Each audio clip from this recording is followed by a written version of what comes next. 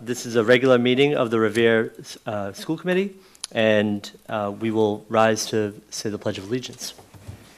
I pledge allegiance to the flag of the United States of America and to the republic for which it stands, one nation, under God, indivisible, with liberty and justice for all. Roll call of the members. Mr. Ferranti. Here. Ms. Gravelisi. Here. Mr. McGuire. Here. Mrs. Rizzo. Here. Mr. Snella. Here. Ms. Ty. Here. Mayor Arrigo. Here. Approval of the minutes of the March 15th meeting. So moved, Mr. Chairman. Second. All in favor, all opposed? All right. Superintendent's report. Dr. Kelly. Thank you, Mr. Mayor. So we're going to begin the superintendent's report with our unit of distinction from the junior ROTC, who's going to share with us some information about different projects they've been working on. But before we hear from the students, I'm going to ask Major Bowker if you can come up and talk to us about the award that your crew recently received.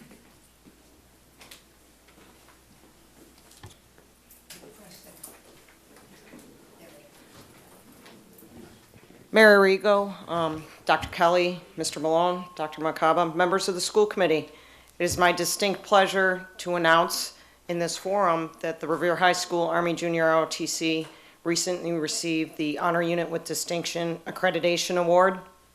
And with that, that means that we now have a direct nomination to any of the service academies.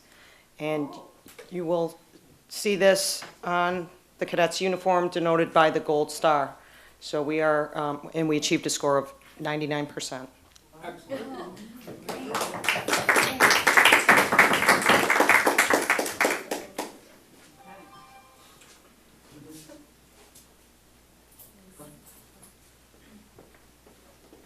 Good evening, I'm Cadet Major Mendoza.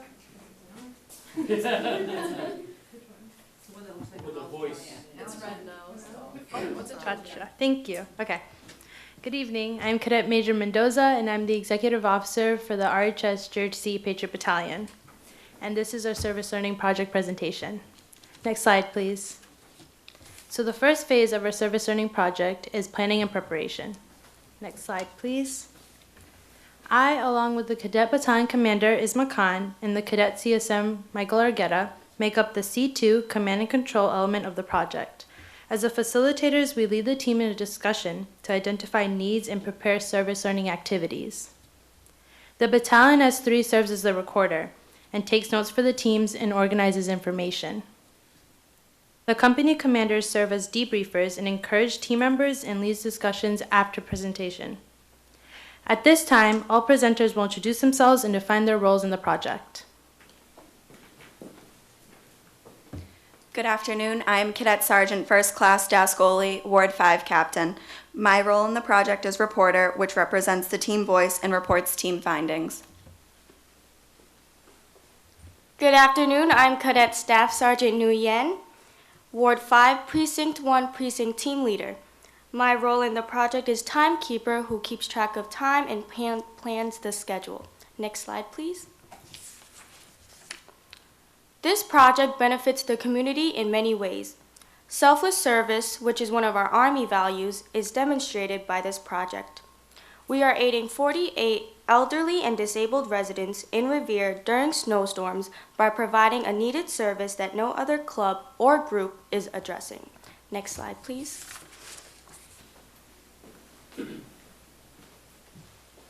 The JRTC curriculum helps cadets familiarize what is needed to accomplish the mission. We focus on effective communication, specifically how to communicate effectively with subordinates.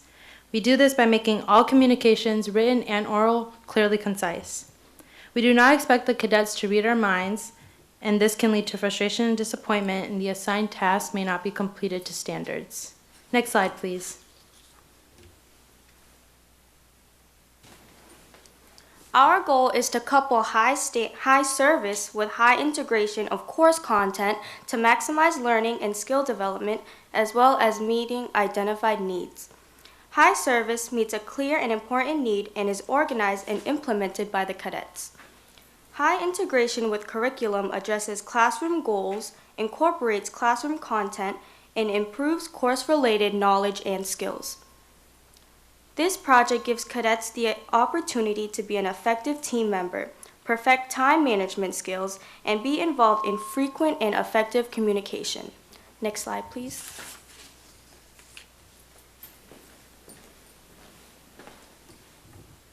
There is convincing evidence of high need in the community, as evidenced by the more than 200 residents on the wait list, and our ability to increase our capacity by 20%. We develop our responsibility to care for others and contribute to the community. We understand that the impact the service has on the community and connect with adult role models.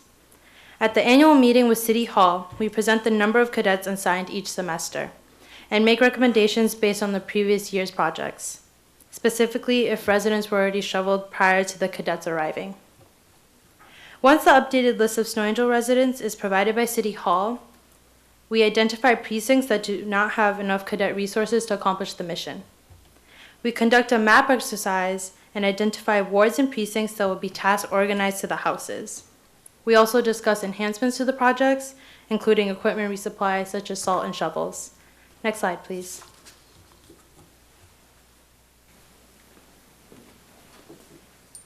The second phase in the Service Learning Project is implementation, which outlines the process necessary to conduct the experience. Next slide, please. So here, as you can see on the presentation, we utilize a flow chart for sequencing the steps taken during a warning order and execution order, which answers the question, what happened? We analyze and plan for safety precautions by establishing condition levels and injury levels, which determine what the uniform requirements are for the weather and exposure limits are, and what actions taken in the event of an injury. Next slide, please. After executing this mission, individuals and teams do a reflection about the project and implementation. The two tools that we use in the classroom is AAR, which is an After Action review, and we do this once we get back to the school after the mission was completed. The learning log captures observations and reactions to experiences throughout the project, the impact the experience had on me, how the experience changed my life, and new ideas for service learning projects based on what I have learned. The AAR answers reflection questions about the service learning experience, including what? Observation, what did I do? So what? Analysis, what did it mean to me? And now what? Integration, what will I do because of what I accomplished or learned? For example, when cadets are asked about what their opinion on the project was, some say it made them proud to reach out and grateful for the opportunity to be a leader, or simply that it was a rewarding feeling. Next slide, please.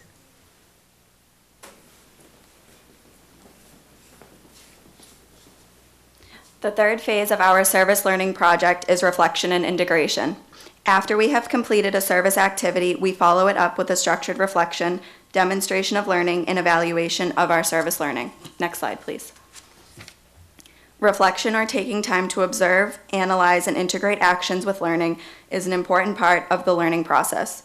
A strong reflection helps us develop skills and extend learning from the service experience.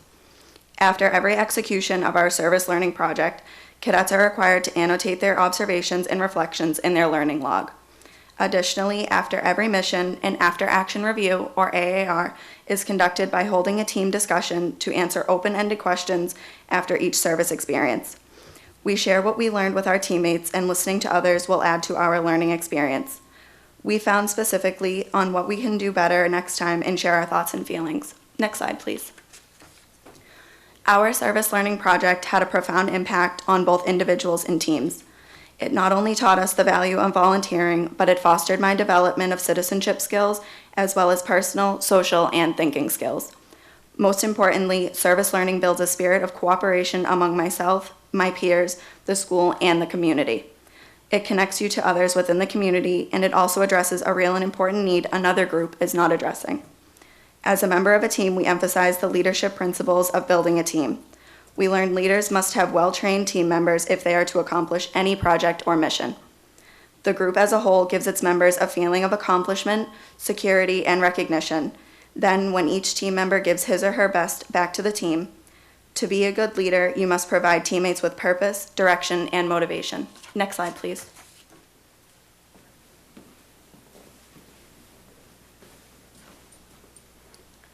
The graph on the right provides the results of our service learning project.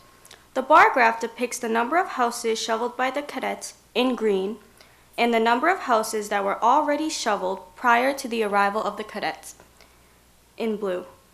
The line graph depicts the number of cadets available for each of the Operation Snow Angel missions. What was learned? Teamwork, the characteristics of individual responsibility, self-reliance, and followership. Individual performance within a group is influenced by expectations, ability, and motivation. A leader is expected to get the job done. To do so, he or she must learn to plan, analyze situations, identify and solve problems or potential problems, make decisions, and set realistic and attainable goals for the unit. How the experience has fostered change. By doing this project, many relationships have formed amongst the community.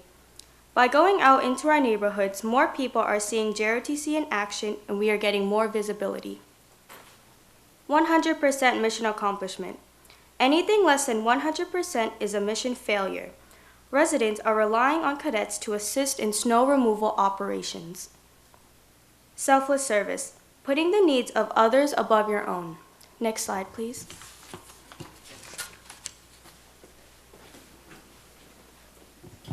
Our recommendation for next year for our service learning project is to continue with Operation Snow Angel. As the program grows, we have more cadets to help accomplish the mission. So hopefully we can increase our capacity. As we previously stated, we managed to increase our capacity by 20%, which is from 40 houses to 48 houses. We also work closely with City Hall to meet the demands of all residents on the current wait list. The requirement is for balance to ensure that the cadets are not spread too thin and adversely impacting our 100% accomplishment rate. For this project, we are continuously improving. We have found new ways to better our results by using it to address other problems. Revere Shines is a city initiative that allows cadets to be a part of the beautification project. Cadets use the process for Operation Snow Angel and apply it to the project, expanding the boundaries beyond the vicinity of City Hall and expanding its reaches to all precincts in the city. Previously, Revere Shines was conducted on the last Saturday of April. With the transition to the new mayor, he is in the process of enhancing this mission to a quarterly initiative. We are currently awaiting the details to see how the RHS JRC Patriot Battalion could be helpful in this project. Next slide, please. And this concludes our service learning project. If you have any questions.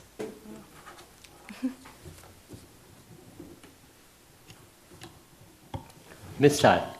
Thank you, Mr. Mayor. Well, even though I might be able to infer how your life has changed, that's one of the questions you ask in reflection.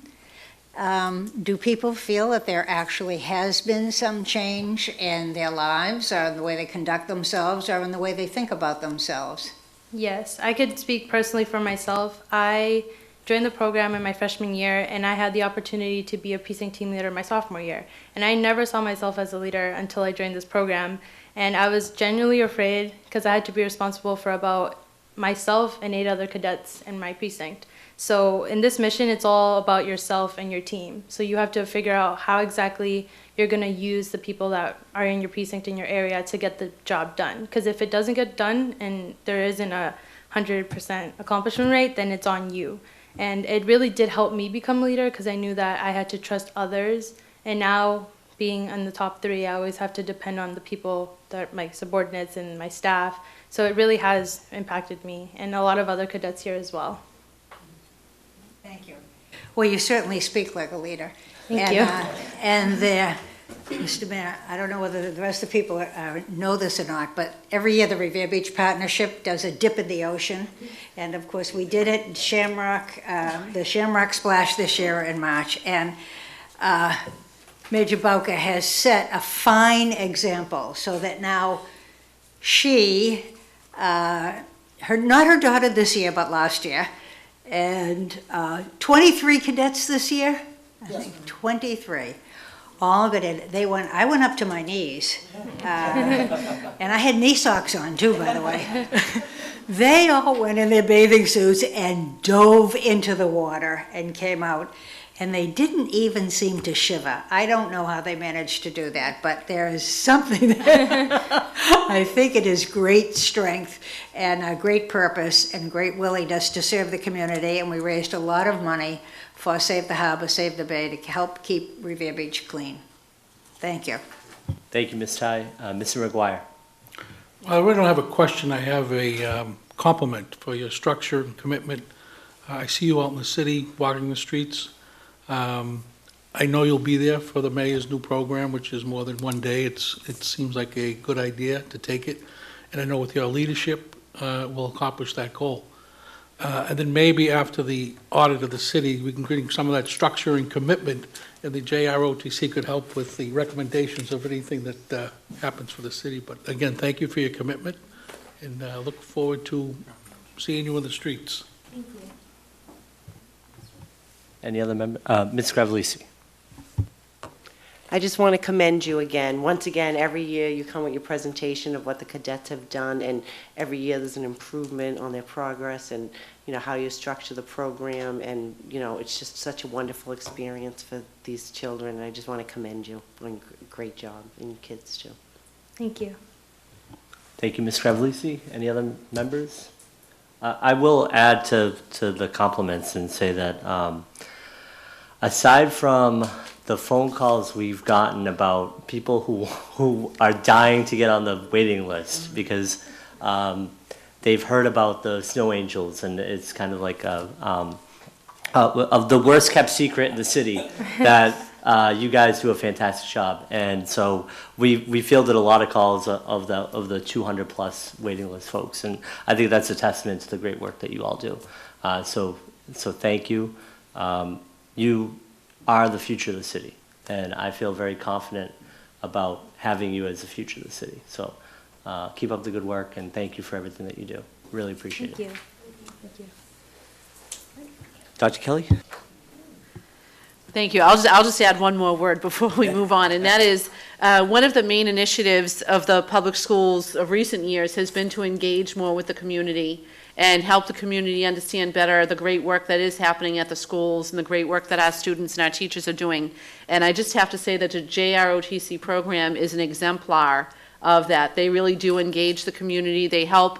Every time they go out to these houses and shovel, they engage with the citizens that live in those homes.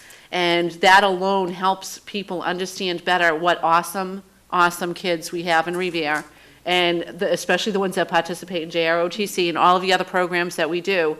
And it's huge. I think one of the things that's been lost a little bit in public education over recent years is the whole idea of civic education and understanding that it's not all just about me, it's about everybody around us and how we help each other. And this is a perfect model of how we can bring that back. And I thank you all for the hard work and the great example that you show for your classmates and for the citizens of the city of Revere. Thank you.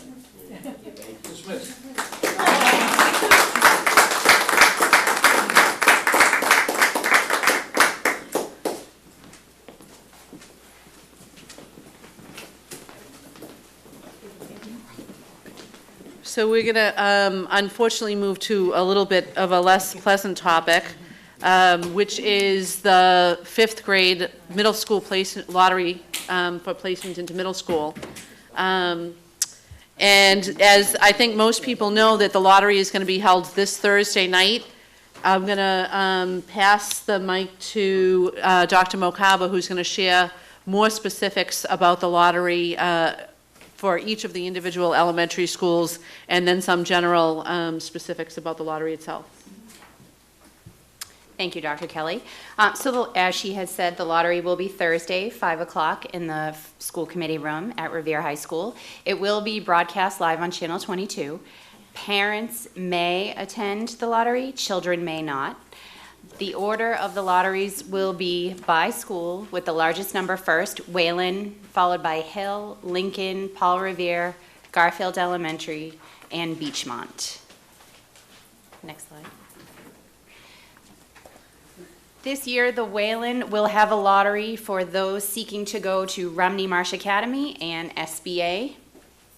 There are 46 seats available at Rumney Marsh, 46 seats at SBA.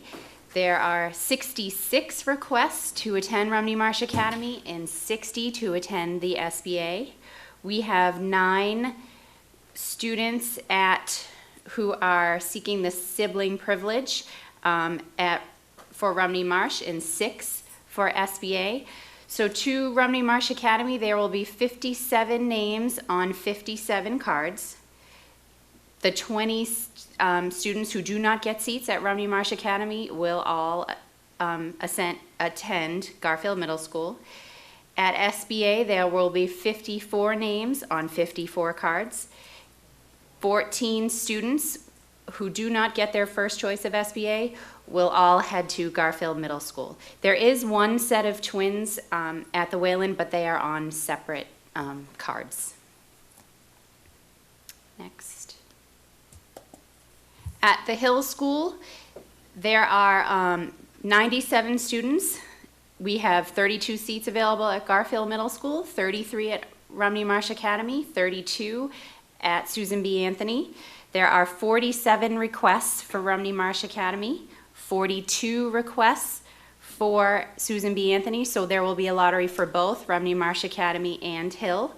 There are 3 students with the sibling, who are seeking the sibling privilege, and there are 2 students at SBA. So for the Rumney Marsh Academy, there are 44 names on 43 cards. There is 1 set of twins who will be on the same card. It is oversubscribed by 14, so 14 students who do not get their first choice will head to Garfield Middle School. For Susan B. Anthony, there are 40 names on 38 cards. There are 2 sets of twins, so there'll be 2 names on 2 cards. They are oversubscribed by 10 seats. Those 10 students who do not get their first choice will head to Garfield Middle School.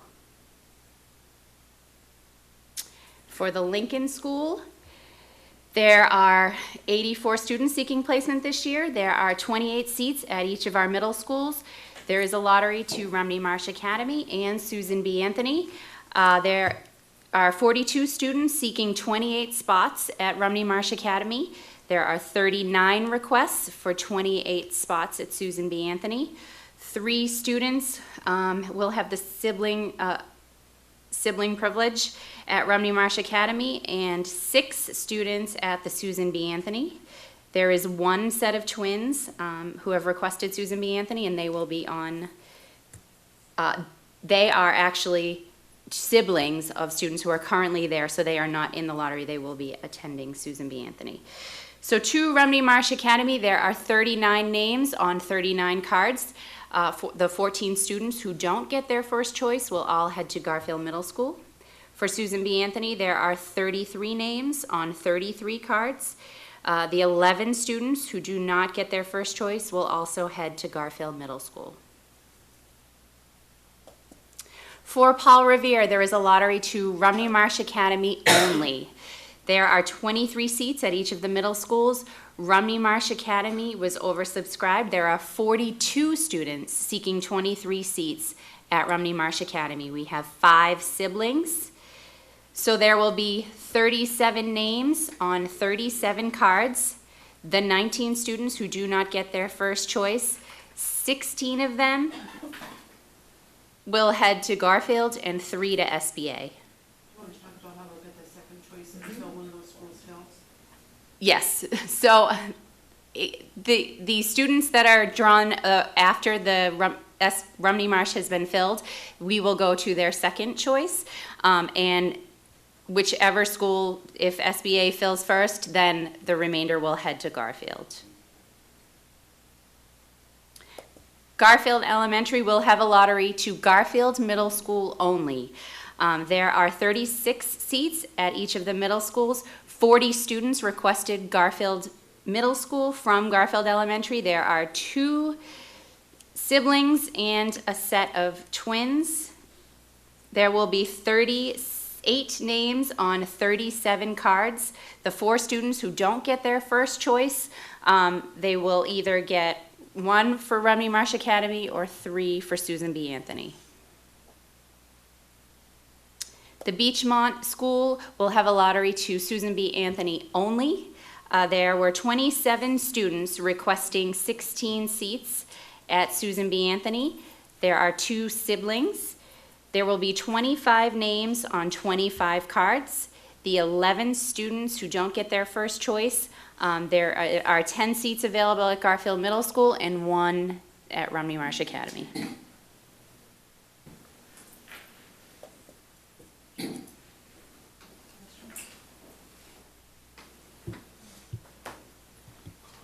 Any comments from the members? Mr. McGuire. I know the lottery stinks, so, but I want to let everybody know how great the Garfield School is. As a parent whose daughter attended it, it is the only extended middle school or extended day, which I believe helps families. But for those who don't know, it recently received a grant for student-centered learning, something we're doing here at the high school. So those middle school kids will be, and if I'm wrong, Dr. Kelly can point it out to me, but I believe the grant is $25,000 the first year to study, and then implementation of up to $200,000 to implement. So if your child goes there in the 6th grade, yes, they're planning it, the teachers and the staff and administration. But in the 7th, 8th grade, they'll be in a student learning environment, which would give them a leg up at the high school. So just to alleviate, they're all 3 great middle schools. It's getting a new roof. It's getting a playground. It is the older of the 3 middle schools. But we have great middle schools, and Garfield is one of them. Thank you. Thank you, Mr. McGuire. Any other comments? Dr. Kelly? Just the grant that Mr. McGuire was referring to, he's right. It is a $25,000 planning grant in the first year, and it actually could be up to $400,000 for implementation. We won't know until the end of this year whether or not we get the implementation grant, but we certainly will work very hard to get that. And the goal is to kind of mimic some of the work that the high school has been doing through the Nellie Mae grant in terms of student-centered instruction and more performance assessments as opposed to traditional assessments, giving students the opportunity to really demonstrate their knowledge and their ability. So we really are excited about that work, and the teachers at the Garfield Middle School met just last week for an initial meeting to start working on the planning on what aspects they really want to focus on. So it's very exciting. Thank you for bringing that up.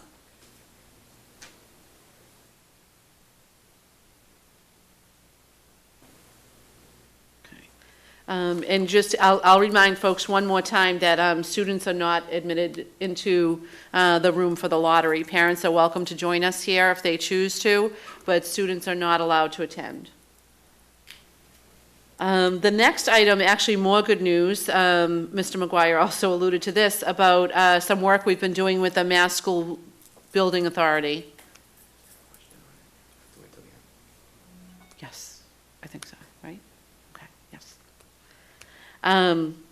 So with the MSBA, we are excited to have 2 projects in the work, actually 3 projects in the work, but one of them we just got approved for, and that is the new roof and a new wall for the Garfield complex. The wall was actually damaged some time ago in the hurricane and hasn't been repaired. There's been damage to that wall for a couple of years now, but we're excited to be able to move forward with that work. It's actually a $7 million project to replace the roof and the skylights and fix that wall over at the Garfield, and the Mass School Building Authority is going to give the city a little over $5 million of those dollars. So we're really excited about that. MSBA is a huge resource to us and a great partner. So they naturally have given us quite a bit of money over the years. And together with the city council and the mayor's office and the school committee, we've been able to build all of our new schools and make sure that our students have positive learning environments. And we're excited to make those repairs at the Garfield complex as well. We also submitted 2 statements of interest in the last couple of months. One was for the boilers, also at the Garfield School. We should know about that over the summer, whether or not we get that grant. And the third one, which of course is a passion of mine and a passion of the committee's, and that is the statement of interest for a new high school that I was pleased to co-sign with the mayor. And, you know, of course, it's quite a bit of a process before you will see any new building happen. But the fact that we were able to submit that paperwork with the support of the school committee and the support of the city council is really exciting. And it at least gets our name on the list at MSBA to start looking in that direction. So I just wanted to share that good news that we had all of that and all of those programs going. Any questions about that? The next item is budget, and I won't spend a lot of time on this because the news is not any different than it has been for the last two committee meetings. We're still waiting for the House budget to be released and get a sense of the extent to which the legislature plans to correct the mistake that was made in changing how Chapter 70 funding is formulated. And that funding change we spoke about at the last couple of meetings, where the definition of poverty went from low income to economically disadvantaged, and we suddenly saw our percentages drop from 78% to 46%, which meant a significant reduction in our anticipated funding for next school year. We're still hoping that the legislature is going to help us out with that, and as soon as we have any different news to share, we will do that. And then the last thing I have for my superintendent's report is Gianni's piece that he's going to tell us about what's going on with all of our awesome students, other than the JROTC kids. Thank you, Dr. Kelly. In terms of student activities, I would just like to start off by thanking the middle schools for their participation in the annual junior class dodgeball tournament. Thank you, Dr. Kelly, for also helping us to make that happen and creating this partnership that we hope continues throughout the years, because I think it's definitely an important opportunity for students at the middle school level to be coming into the high school with their parents and getting a feel for how we do things around here. Also, I just wanted to remind everyone that Mr. RHS, an annual pageant at the high school, will be this Thursday night from 7 to 9 p.m. So please come and support your senior class. All are welcome to attend. That's really all I have in terms of student activities. I would now like to talk a little bit more about student-centered learning and what's been going on at the high school. First off, at this Thursday, there will be a school redesign and innovation team meeting from 2:40 to 3:40 at the high school. And at this meeting, one of the items on the agenda is to finalize and accept the Student Senate constitution for the upcoming school year. So it's exciting that we're bringing this back to the high school after many years.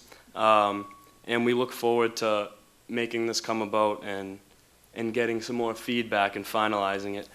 Also, on April 1st, Ms. Rizzo, Ms. Ty, and Dr. Makaba joined myself and a group of teachers, administrators, and another student to work on the student and system level logic models. And basically, these are plans that I have in front of me, and I'm sure you remember. We spent 6 hours that Friday in the East Wing conference room brainstorming and coming up with ideas of how we can make this model better. And basically what it is, it's a 10-year plan that the high school has to create a system where student-centered learning is more encouraged and to really go along the lines of competency-based learning. So we spent time mapping out assumptions of the school and like the student body, strategies that we thought we could use to overcome some of those assumptions or obstacles that we encounter, predicted outcomes that we would have, and impacts, hopefully, that would occur by the year 2025. So it's a great plan we have in place, and we spent a lot of work on all of this, as you can see, all of the papers here. We spent a lot of time on this, and I just want to thank the committee and Dr. Makaba for getting involved in this, because this has been such an important initiative in the school, and we're really trying to get total buy-in for this. And it's important in terms of grant money with Nellie Mae, so it's a big deal for the school to be working on these things, and I'm sure you all could attest to that. The work that was done was incredible, and And exhausting. yeah, definitely. Yeah, if anyone would like to comment on some of the work that we did or an experience. Well, you know, I can never pass up the opportunity to, but especially to compliment Johnny. Doesn't he give a wonderful report? I mean, he speaks so well, and he is so good at these things, and he takes it so seriously, and that we're talking about, you know, in another 10 years, when he will be well-established in whatever career he is, and no doubt whatever it is, he will be successful. But it was a pretty arduous day, but it was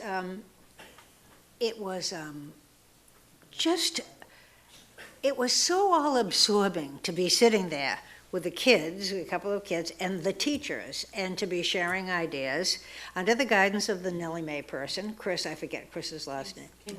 Kingsley. And to know that we're moving on. It was a wonderful experience, and we hope to be adjusting the agenda of the school committee so that we can have Johnny talking a little bit more about student-centered learning, and anybody else who wants to talk about it. And I, for one, am especially happy that we are going to reinstitute the Student-Faculty Senate. Or I don't know if you call it the Faculty-Student Senate or which it is, but that was very active in a politically charged time in the 1970s. And I gave Johnny a copy of that 1970s Revere High School Constitution so that he could see what his predecessors are doing it. And the young woman who wrote most of that Constitution is now the president of Boston Community Capital, a multi-million-dollar company. And I'm sure you could do just as well or even better. And she's also a lawyer.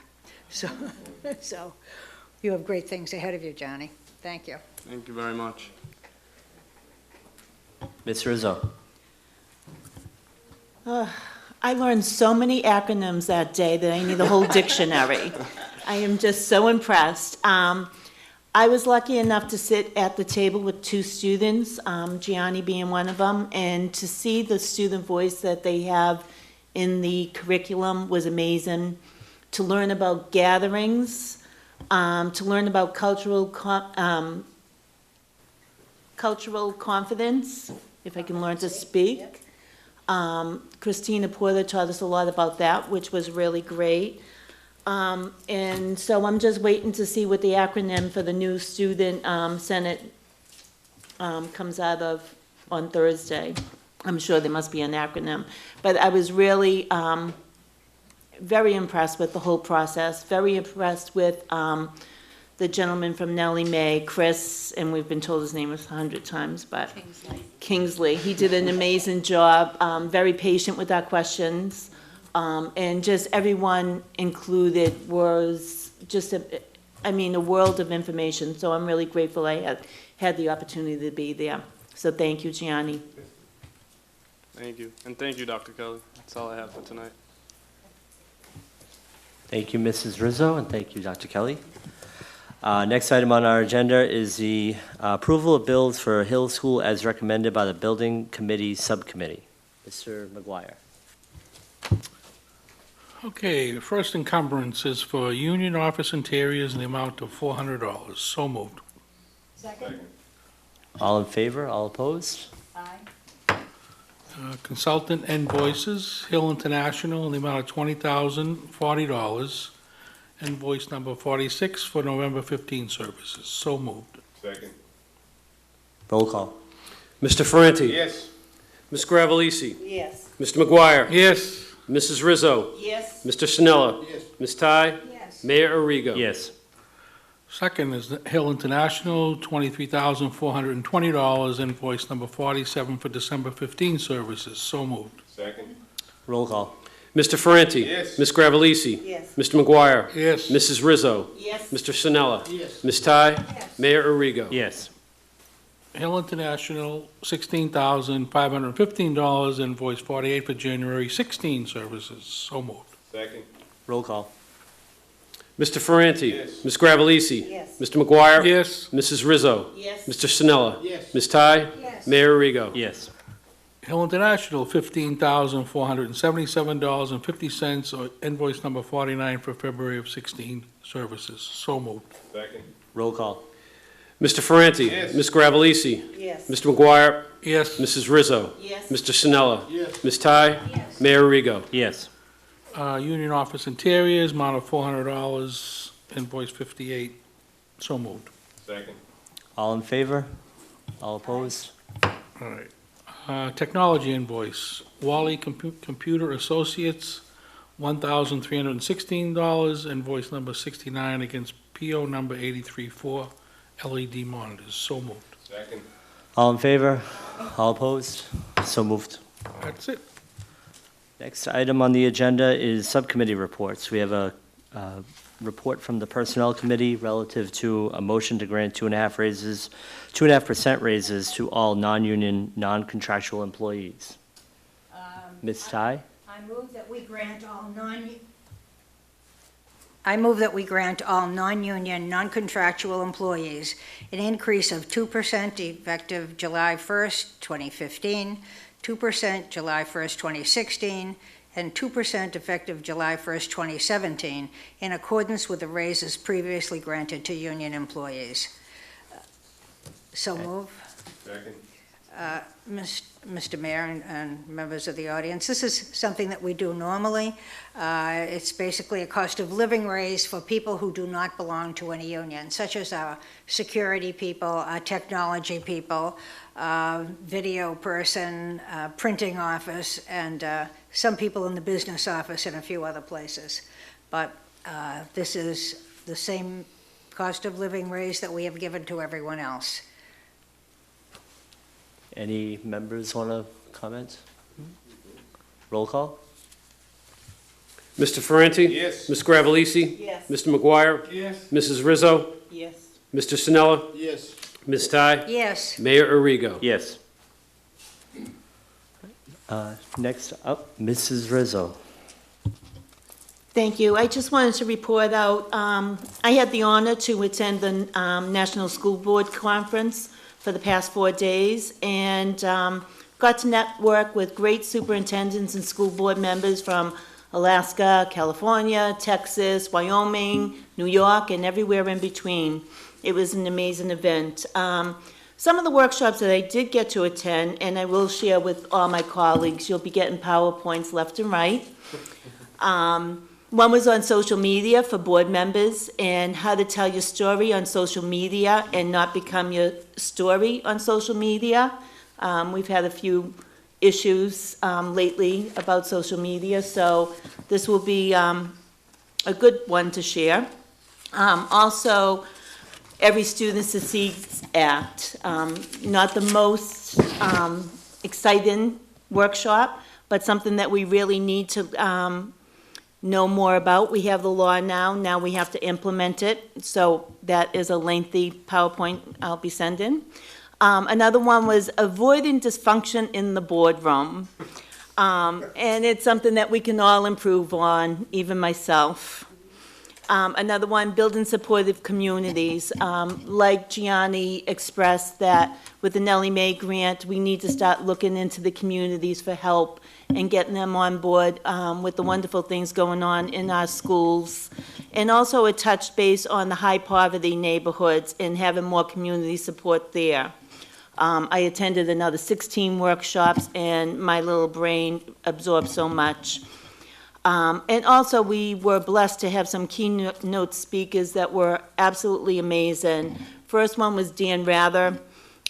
He was concerned that the emphasis on STEM has led to waning in teaching in history and social studies. So he had a lot to say about that.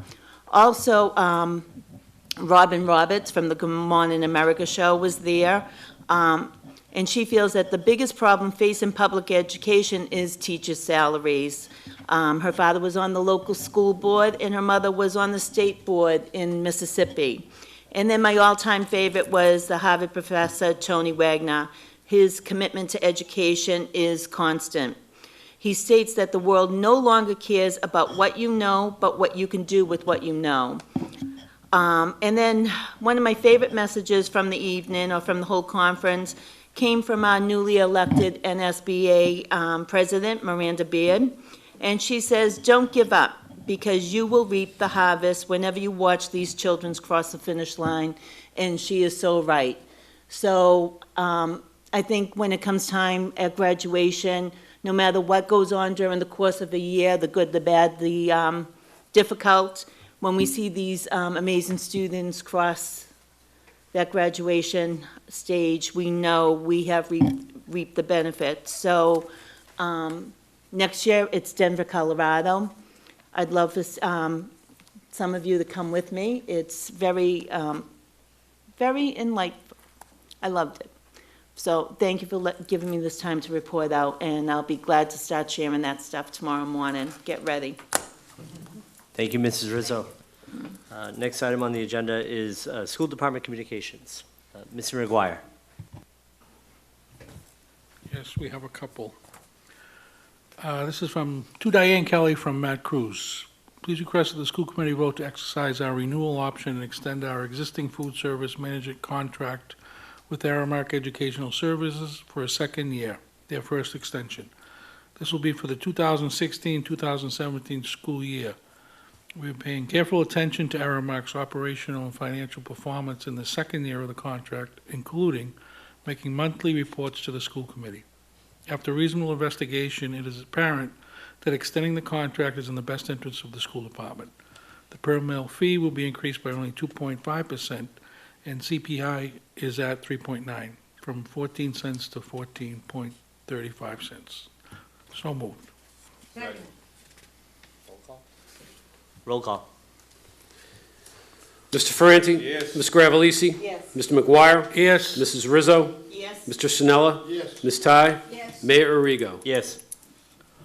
Second is from Christina Porter. To whom it may concern, the curriculum office would like to dispose of several texts currently stored at the high school that are outdated and unusable. So moved. Second. Roll call. I think so. Roll call. Mr. Ferranti? Yes. Ms. Gravellisi? Yes. Mr. McGuire? Yes. Mrs. Rizzo? Yes. Mr. Sinella? Yes. Ms. Ty? Yes. Mayor Arrigo? Yes. That's it, Mr. Mayor.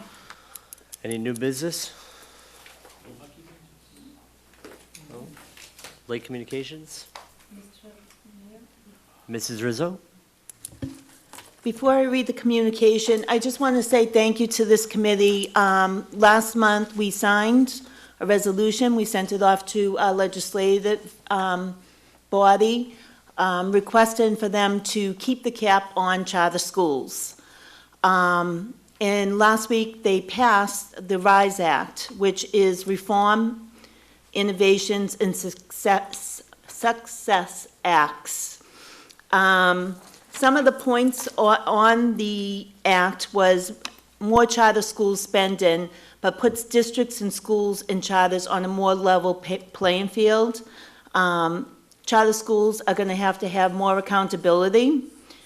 The teachers are going to have more credentials, and basically have evaluations, how our teachers are evaluated. They have to have a better recruiting practice and policies. And then one big thing was the student retention. They're going to be looking at those much more. They've been very laxed. And so I want to thank Senator Rosenberg, who spearheaded all this, along with Senator Sal DiDomenico, Senator Pat Jalen, and Senator Chang Diaz for their hard work and their commitment. With that being said, the communication came from Senator James DiTullio, and he wrote, "Now that the dust has settled from an exciting 2-week period in the Senate, I want to thank you, as well as all the school committee members in your network and the MASC, for helping us to pass the RISE Act this past Thursday.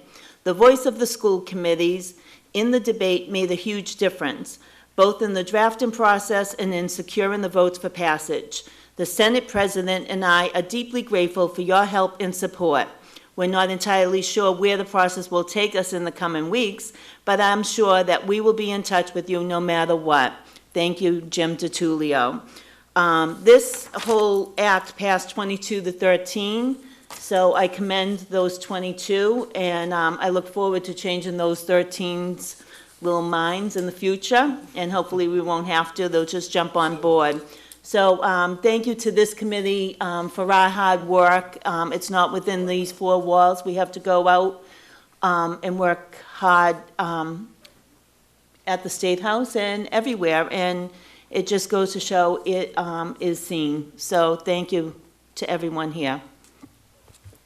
Thank you, Ms. Rizzo. Any other comments? Ms. Chai?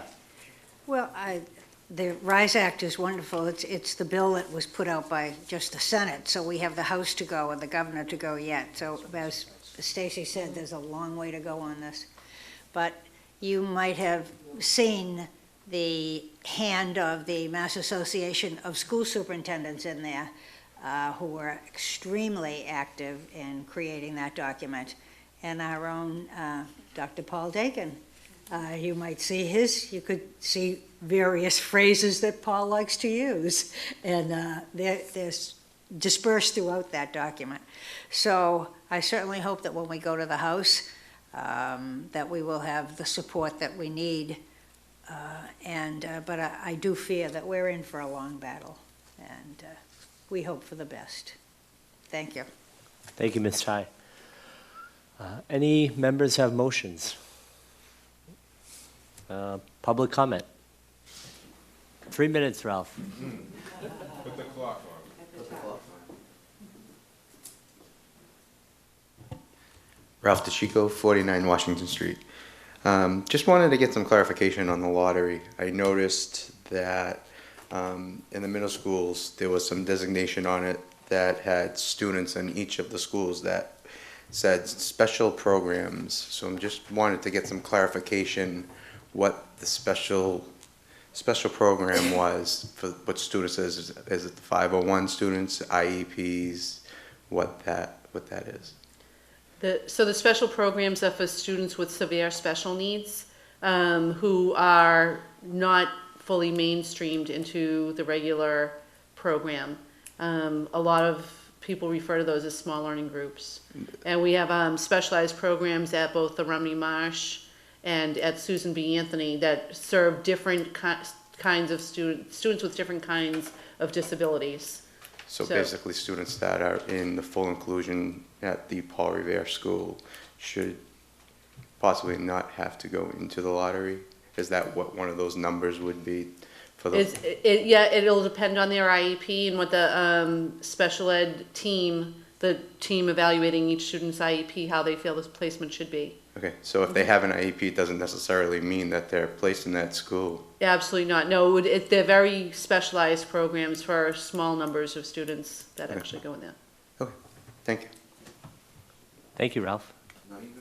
And a minute and a half left. You have a minute and a half left if you want to. All right, next item on the agenda is the payment of bills. So moved, Mr. Chairman. Second. All right, all in favor, all Aye. opposed? All right. And next is adjournment. Our next meeting will be May 17th, unless we have a special budget meeting in between now and then. Dr. Kelly needs to sneeze, so. All right, I think he started talking to me, so now I don't have to anymore. Yes, May 17th, unless we need to have a special budget meeting between now and then. That I call for adjournment.